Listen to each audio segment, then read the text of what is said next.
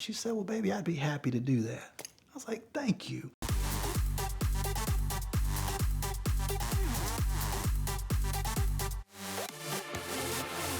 I'm living in Athens, Georgia after college. I'm working as an artist. I'm having a great time. I liked Athens a lot because it was full of a lot of colorful, interesting people. It was a very small town that still had sort of a microcosm of all the ingredients of a big town. We had a few prostitutes and a few drug dealers and a few homeless people. I was married to somebody at the time who had worked in an emergency room. A lot of my social group were ER people. I also knew a lot of law enforcement people. So I sort of knew the names of some of these people, a little bit of their backstory. And they got this sort of almost like a cryptozoological type of quality to them. Like you'd go meet your friend for dinner and you would say, hey, Jazzy Day tried to shake me down for some cash today. Or I saw a homeless Jedi out on the east side of town. How did he get out there? Or I saw Diamond again working the gas station. So, we'd have these little spottings of these people and they were sort of like little celebrities. And I don't, judge anybody by how they make their living. And,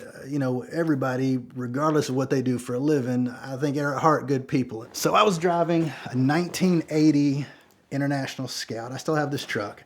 It was the long wheelbase truck cab. It had a diesel in it from the factory, and it was a rock crawler. It had the roll cage and the big tires and the locking diffs and all that kind of stuff. And I played with it hard. I love this truck. I still have it. But, as often happens with trucks, you play really hard off-road. The drivetrain tends to take a beating. And, you don't always hear the warning signs of parts about to fail because it's a loud truck and loud tires. The interior is like aluminum and bed liner. And, you just don't really hear things like a U-joint going bad. So it's late afternoon in the wintertime, and I am kind of on one side of the sketchy side of town and heading somewhere, and I go to make a turn, and all of a sudden just pow, just the most awful cacophony of noise. And I immediately knew what had happened. The front U-joint had broken on the drive shaft.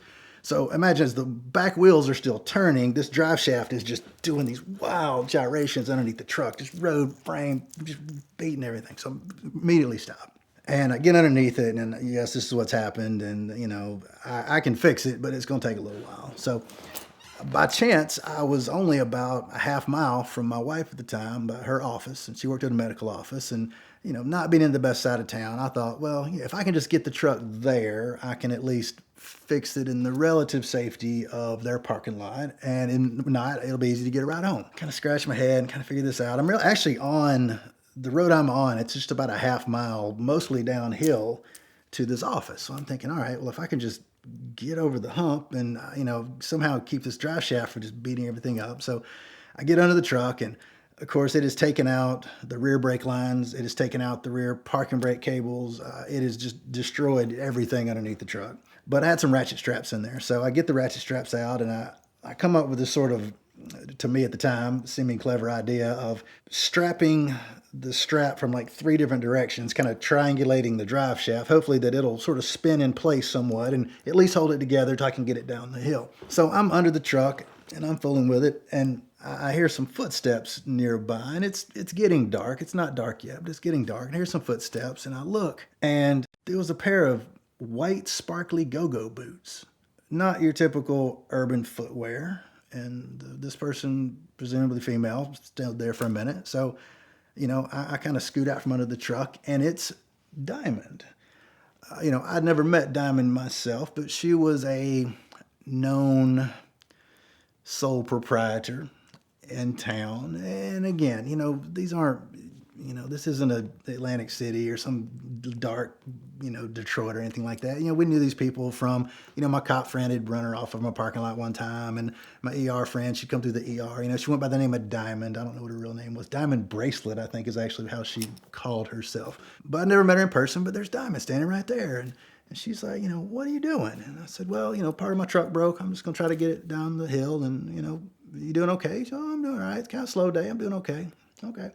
So I, strap the drive shaft down, get back in the truck, and, it's a diesel, so you got the fuel lever and glow plugs. It takes a minute to crank it and everything. It's really wonky 4-speed in it. And so I get it going again, and I get about 120 feet before, the motion of that drive shaft, it just sort of pulled the ratchet straps out. So I stop again. And, because it's taking out the brake lines, the first gear was really low in this thing, but the brakes are pretty much gone at this point. Parking brakes are shot. So I'm kind of right at the top of this hill, and I'm thinking like, well, this is going to be awkward. So I, crank it over against the curb, kind of use the curb to hold it in place and get out. And I strap it down again and, get back in, back it up, make it about another 100 feet, and the whole thing, I'm just going through this routine. Well, this seemed to be matching the walking pace of Diamond.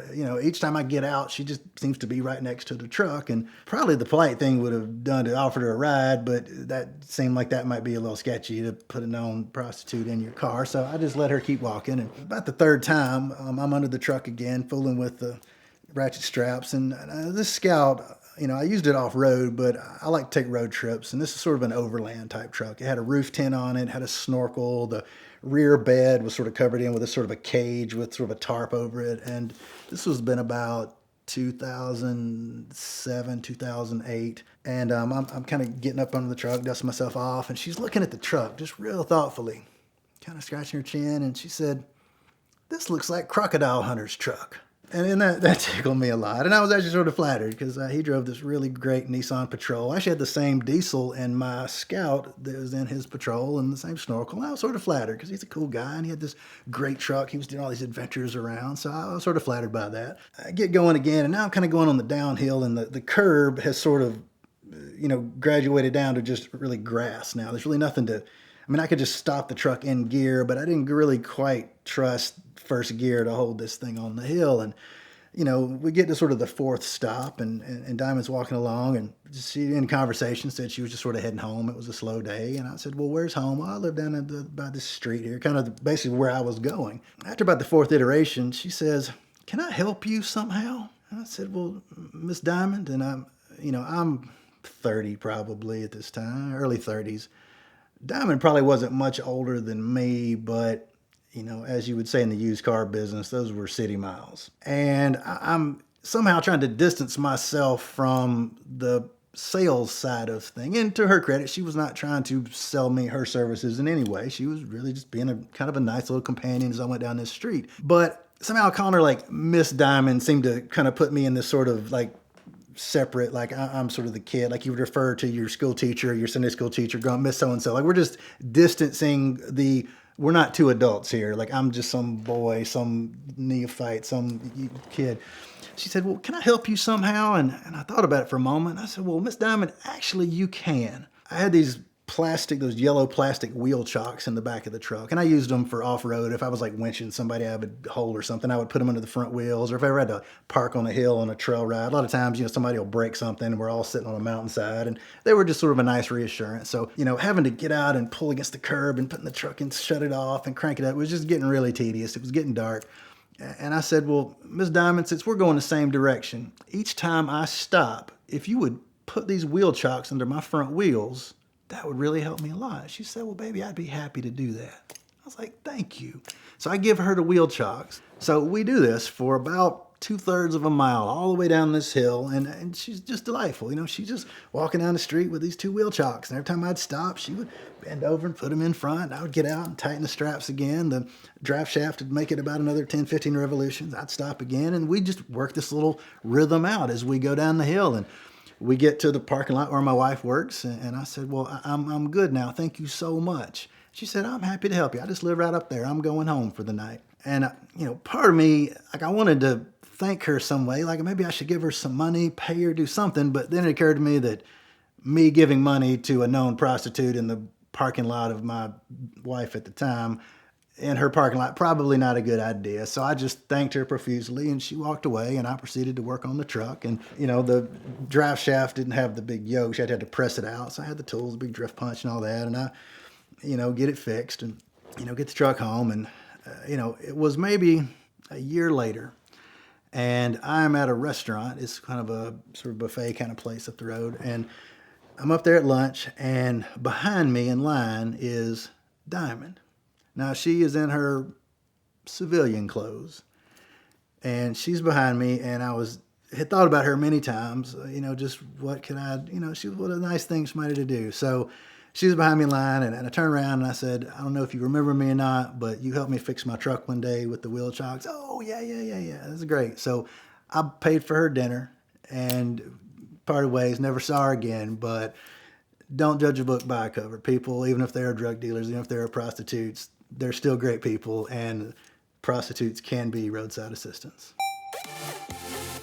We'd like to thank Terra Watches for supporting the VINwiki YouTube channel this month. Terra makes a great selection of beautiful watches that are extremely well made, and in fact they spend 5 times more than any of their direct-to-consumer competitors on their materials. They just came out with this Apex race watch that happens to match my 430 Scuderia beautifully, and I'm sure they've got something that'll go with anything you want to wear or drive. So be sure to check them out and find your next great watch today.